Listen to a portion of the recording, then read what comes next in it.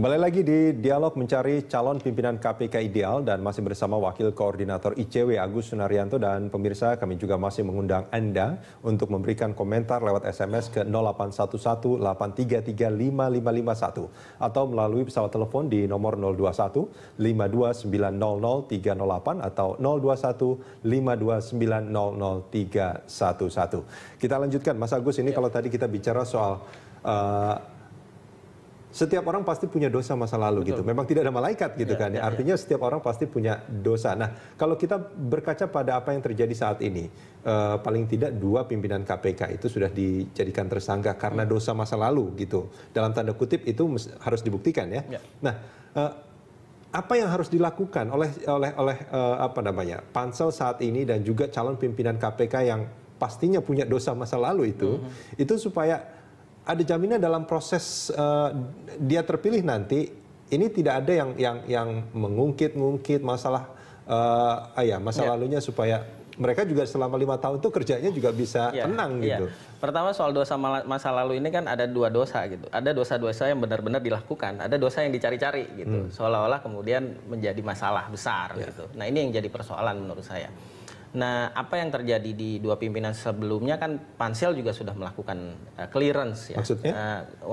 Artinya minta clearance dari kepolisian atau kejaksaan bahwa orang-orang ini punya masalah atau tidak. Dan itu sepertinya setiap tahun dilakukan, setiap periodik dilakukan gitu.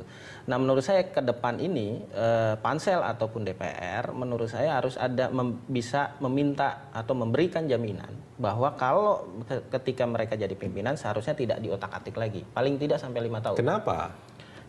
Karena di undang-undang KPK ini yang belum dirubah sampai saat ini adalah ketika mereka jadi tersangka otomatis nonaktif. Nah, kekhawatirannya adalah seperti tahun-tahun sebelumnya atau yang sedang terjadi saat ini, dicari-cari kesalahan, ditetapkan tersangka otomatis nonaktif, dan itu akan mempengaruhi kinerja KPK. Menurut saya kalau memang ada persoalan, padahal sebelumnya sudah digaransi bahwa orang ini kelakuan baik ada segala macam. Pernah ada clearance yang dikeluarkan oleh polisi dan kepolisian atau kejaksaan misalnya atau lembaga lain, menurut saya ketika dicari-cari kesalahan harusnya dipending dulu. Misalnya ya, dipending dulu sampai masa jabatan kalaupun berakhir. Ada, bukan dicari-cari, kalaupun memang betul ada bukti-buktinya cukup, itu juga paling tidak dipending dulu. Menurut saya dipending dulu sampai tapi jabatan mereka itu memberikan berakhir. Semacam privilege sebetulnya kepada pimpinan KPK. Betul, tapi lagi-lagi ini kan proses. Belum ada jaminan juga bahwa mereka yang bersangkutan bersalah. Belum ada jaminan juga memang tidak bersalah sama sekali gitu.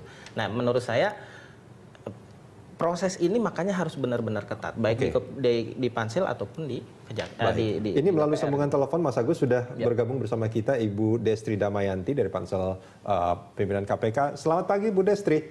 Pagi Mas Rudi. Ya Bu Destri, ini kalau kita bicara soal calon pimpinan KPK ini tugasnya luar biasa berat ini bagi Bu Destri dan kawan-kawan ya. Nah, apakah dalam proses pemilihan ini memang sebaiknya atau bahkan seharusnya harus ada dari kepolisian dan juga kejaksaan di sana, Bu Destri? Maksudnya apa? Kepolisian dan kejaksaan ada di dalam salah satu pimpinan KPK, ya? Saya rasa kan dari awal kami dari pansel sudah menerangkan bahwa siapapun warga negara Indonesia dari institusi manapun juga, apakah dia dosen, apakah dia polisi dan seterusnya, itu mempunyai hak yang sama untuk mendaftarkan diri. Sepanjang dia mendaftarkan diri secara personal. Jadi kan yang kami lihat itu individual, bukan kita lihat bajunya. Tidak ada privilege bahwa nanti harus ada dari kepolisian dan juga kejaksaan. Tidak ada. Jadi benar-benar nanti yang taruhlah ada 8 yang lolos sampai tahap akhir dari pihak kami ya, maksudnya dari pihak pansel, itu adalah memang 8 orang yang terbaik secara individual dan yang kami anggap cocok untuk memimpin KPK ke depan. Nah, ini kalau kita melihat dari calon pimpinan yang ada sekarang, komposisinya kalau saya tidak salah kebanyakan advokat ya Bu Yanti ya? Iya, ada advokat, kemudian ada juga dari PNS juga cukup banyak ya, auditor gitu juga ada gitu. Nah, Bu Yanti, Bu Destri, ini kalau kita bicara soal calon pimpinan KPK yang kita harapkan akan lebih baik tentunya dari periode sebelumnya dan juga tidak bermasalah seperti yang terjadi saat ini. Apa upaya pansel untuk menghindari hal-hal seperti itu?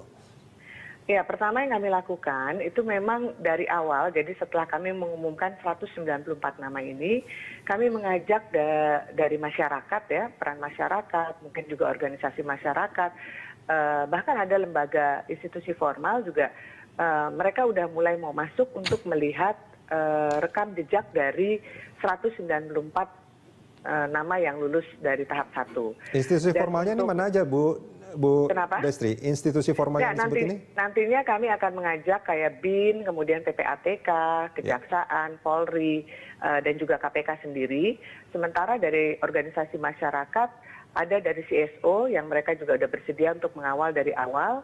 Kemudian juga dari Muhammadiyah, dari NU. Jadi ini banyak sekali gitu keterlibatan dari masyarakat formal dan non formal untuk kami libatkan dalam proses tracking.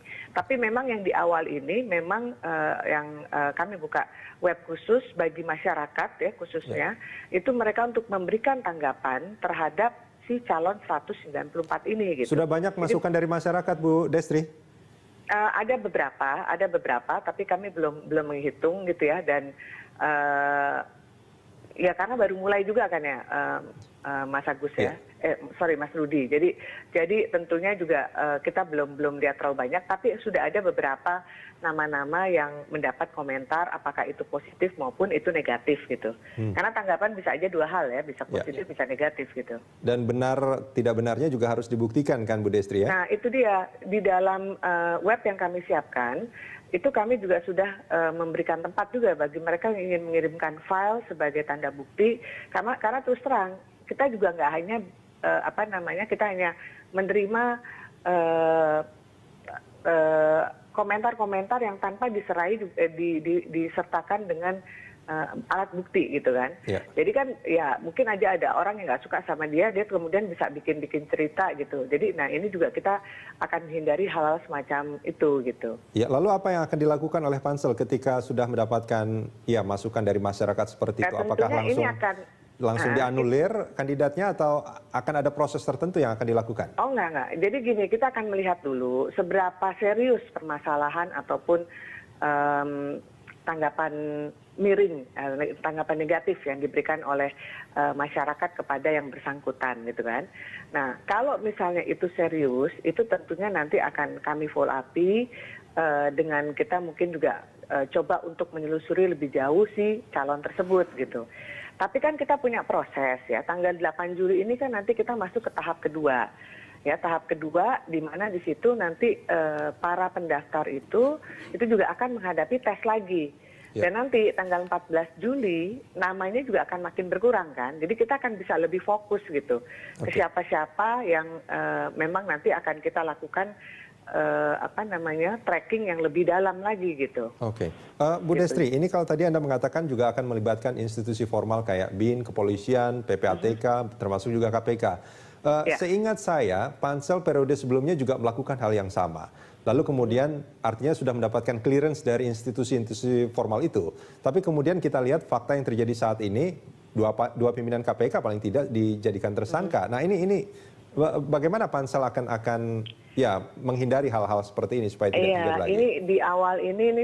Di awal pada saat kami bekerja, isu mengenai ini sudah menjadi concern dari kami. Makanya pada saat itu yang kami lakukan adalah kami coba berkeliling, ya kami ketemu dengan polisi, ketemu dengan kejaksaan dan seterusnya.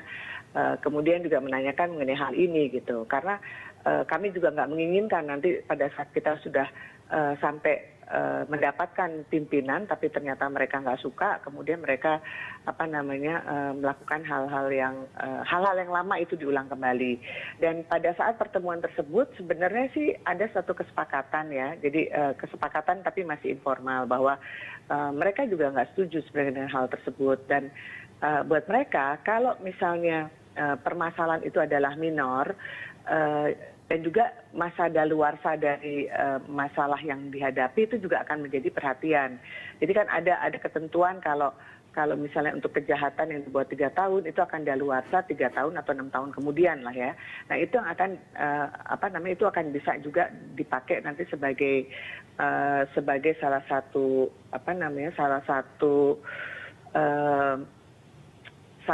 satu alasan yang bisa dipakai yang bisa dipakai untuk tidak kriminalisasi itunya ya pimpinan KPK. Oke. Bu Destri. Jadi itu yang kami upayakan dan kami juga sudah menyampaikan concern itu kepada pemerintah. Ya tentunya di sini kan harus ada kerjasama pemerintah, kemudian juga si lembaga penegak hukum lainnya gitu. Karena nggak mungkin itu sebenarnya udah di luar kapasitas pansel, tapi pansel berusaha menjembatani saja dari pihak-pihak yang terkait itu gitu. Baik, Bu Destri, kita akan lanjutkan ini di segmen berikut.